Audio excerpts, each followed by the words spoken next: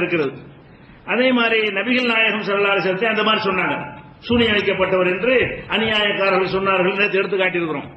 அப்ப இப்படி நிறைய நபிமார்களை பற்றி எந்த ரசூல் வந்தாலும் எதிரிகள் சொன்ன வாசகம் என்ன? சூனியம் வச்சுட்டாங்க, இவர் நல்லதா இருந்து நல்லால் தான் இவரு.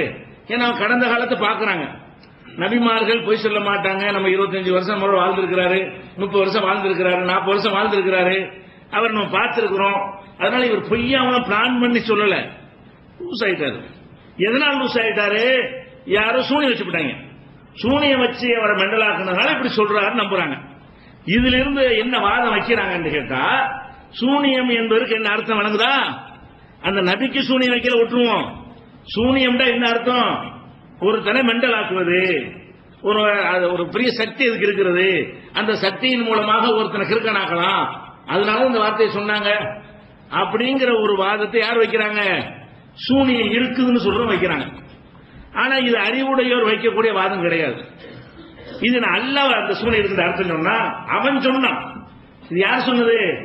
அவன் சூனியம் இருக்கு நம்பக்கூடியவன், அவன் பாஷையில் நபிமார்களை பற்றி இப்படி பேசினானே தவிர சூனியத்துக்கு இந்த அர்த்தத்தை அல்லாஹ் சொன்னானா?